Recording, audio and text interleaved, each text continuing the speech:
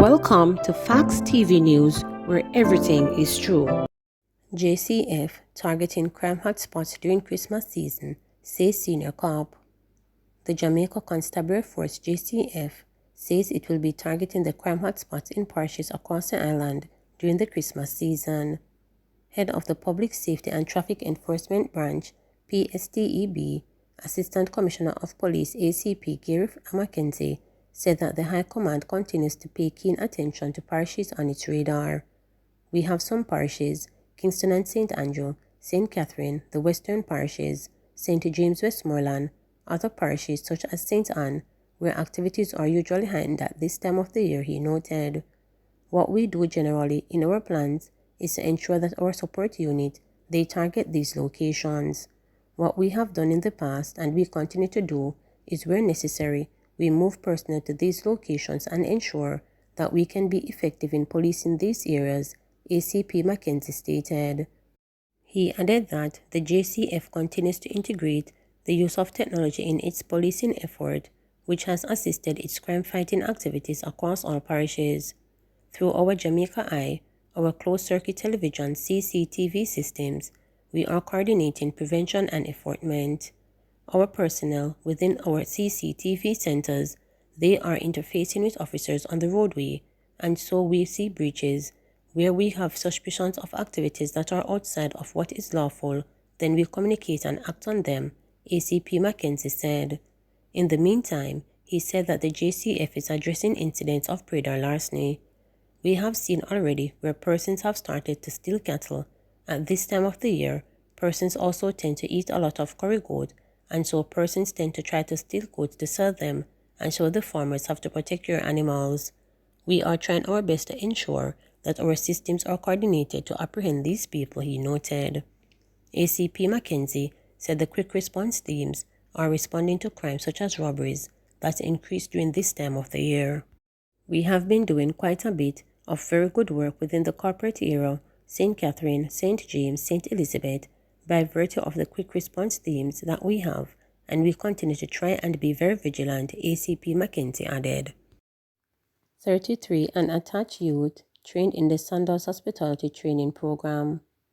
Sandals Ochares Beach Resorts recently graduated 33 unattached youths from the third cohort in 2021 of its flagship training program, the Sandals Hospitality Training Program HTP, at the resort's ballroom to much pomp and pageantry. Members of the latest cohort, who were assigned to a wide cross-section of departments across the resort operations, were given hands-on training throughout a 6-week program. The graduates were certified by the Sandals Corporate University and provided with the requisite exposure with which to continue within the tourism industry, either within Sandals Resorts or other viable career path elsewhere, a release stated. General Manager Charles shared with the graduating class the power of being purposeful in their career path. This path that you have started is but the beginning of a lifelong journey. Know that this mission is not impossible, but is dependent on you as you venture along this inevitable path, Bachelor stated. Human Resources Manager Tamiko expressed elation with the graduates as they completed this phase of their journey.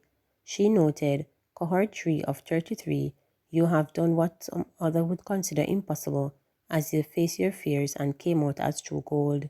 Don't stop at this juncture, but continue to rise above all the many obstacles which will come your way. Valedictorian for the graduating class, Najim, expressed appreciation to Sandals Resorts for the mission-oriented mandate shown with the HTP. We came here as strangers with no experience in the tourism and hospitality field, but just look at us now. We are family and have gained sufficient experience within this industry that we have all grown to love, appreciate, and value. Thanks much to the team here at Sandals Ochi and the mission of this program. Another of the outstanding graduates of the cohort, Larnell, who earned valuable experience in the engineering department, voiced his satisfaction with the program. Within this training program, we or the participant were allowed the opportunity to be engaged in the day-to-day operations, and this allowed us to make ourselves fully prepared to join the team here at Sandals Ochi as valuable partners. This program allowed all of us to go within the tourism industry and to be trainable going forward, he noted. Zodi Fraser, who holds a bachelor degree in hospitality and tourism management, agreed with him on the value of the program. We had the chance to go from the ground level up and was able to apply ourselves in our respective departments. This program has given each participant the opportunity to learn on the job while working with persons within the industry to make the experience more meaningful. Training and Development Manager Janice Johnson Campbell added her sense of satisfaction with the drive and passion of the participants in sticking to the course. The participants here in Cohort 3 have shown the grit and tenacity is not only starting the journey but represented themselves credibly throughout their training regime. With the opportunities afforded to each participant, they grasp and make use of the mandates placed before them, ensuring the need to be better in this dynamic field. Blacher concluded, "You each have the opportunity to be the best in this industry. Hence, this training is but the foundation on which you can build to become more viable." Sanders Resorts remain the leading force in training and developing in this industry from ground level.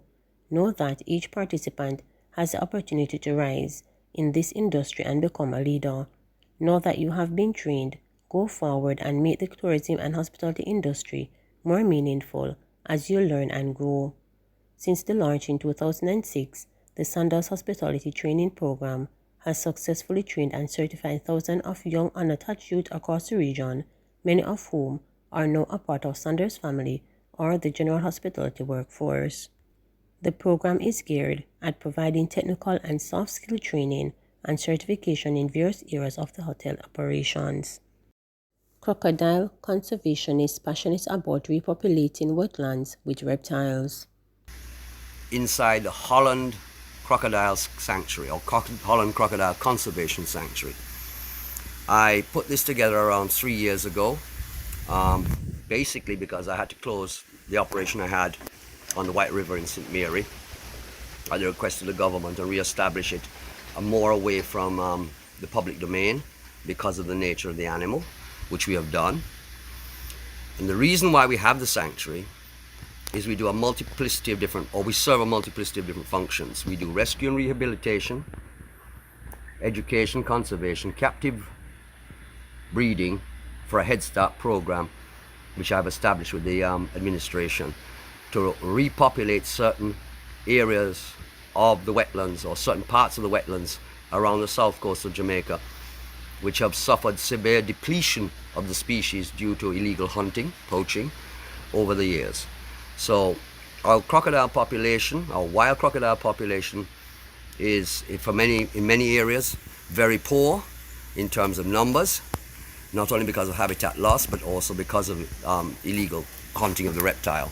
What we're trying to do now is we're trying to re-establish young animals, not many, but a few in different places, that we can maintain a wild population in certain areas to be more consistent with the ecosystems that we have left in place. Because a lot of these ecosystems are now devoid of the reptile, and the reptile plays a very important part in the maintenance of the ecosystem by being a top-tier predator, and without it, the ecosystems are not as strong, the few that are left. We have here all different ages in terms of our Head Start program. We captive breed, so we have basically hatchling animals every breeding season, and then we keep them for 3 years, and then at the end of 3 years now what we do is we screen them for health, all health checks. We microchip them, give them their own personal ID, electronic ID, and then we select places for them to be released. Animals that size will normally be about 3 feet long, so they're basically strong enough to go out back into the wild and fend for themselves.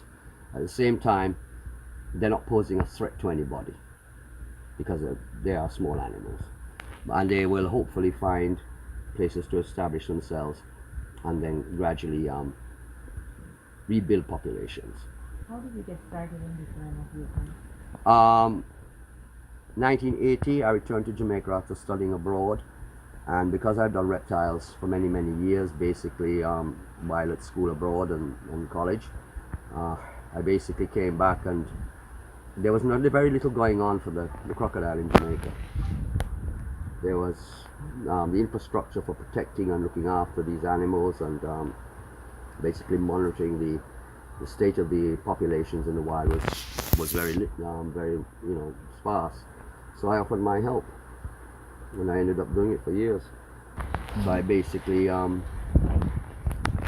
go out there and educate people as well. People come here to be educated, and I go out there and educate communities about the reptile and the need to protect the reptile. Don't kill it, don't poach it.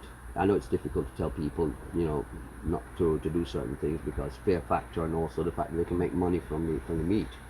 But we try our best. This particular species of crocodile, it does grow large. It is intimidating, but we have close to 24 different species of crocodilian around the world. And of all the crocodilian species, this is one of the most mild-mannered. It's not normally aggressive. You have to really provoke it for it to turn on you. They normally keep themselves to themselves. And they're also highly intelligent, as crocodilians go. And basically, you can do a lot with them. You can work with them, you can train them to a degree. They're not working off of pure instinct. They get to know you, they trust you. So, I mean, I wouldn't put them on the same parallel as a cat or a dog, but I put them pretty close to a parrot because they're more closely related to birds than they are to lizards or snakes. Crocodilians come from a different line of evolution than lizards or snakes or tortoises and turtles. These guys are more like the birds.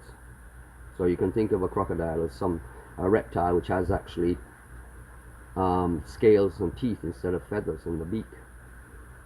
They're highly intelligent. So that's Blacks. You can see he's overweight. He's on a diet, but he doesn't stick to it. His female is Xena. She's in here. That's their nest. I have to dig that up. She gave me twins last year as well. I got 2 babies out of 1 egg. That's rare. That's Blacks. He's tame. How old is he? Black's around 13 years.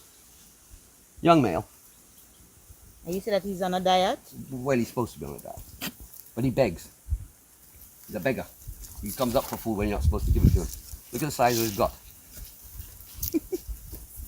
Hey, Blacks. But you can see how tame they are.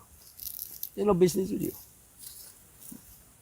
Once they begin to trust you, then you can get a lot out of them in terms of how you can relate to them. We also, if you notice the facility, it's very natural. It's actually a wetland. We are on the main wetland which is there to the sea. The sea is half a mile away. So we have created a wetland enclosed by fencing inside a wetland.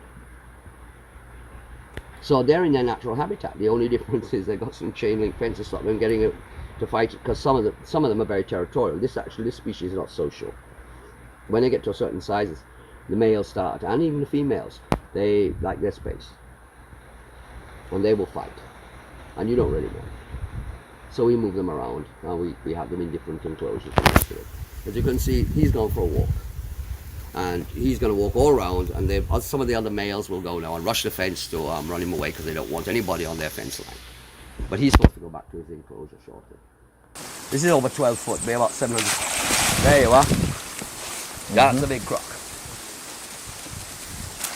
Alright, big one. Alright. You see, a lot of Jamaicans don't really understand their country. We're not educating our children. And this is something I've always talked about. Nobody, anytime people come here, I've had school trips here and the rest of it, same in St. Mary. I always ask them, why is the crocodile on coat of arms? Nobody can answer. The crocodile wasn't put there because somebody thought, oh, let's put a crocodile there. Why not put a parrot there? Why not put an iguana there? Or yellow snake? Why crocodile? Crocodiles were very symbolic in the old days among certain tribes in South America, Africa, and Southeast Asia. In fact, in Egypt, they were revered as a god. Sobek was the crocodile god in Egypt. The crocodile signifies strength, resilience, perseverance through adversity. These animals have been around around 185 to 190 million years on this planet, virtually unchanged. There have been, some modifications, and but basically the same form. That's pretty good for an animal to basically keep the same structure and form for so long. So obviously it worked out well. The actual design of this creature, when it evolved, seemed to work good for what it does.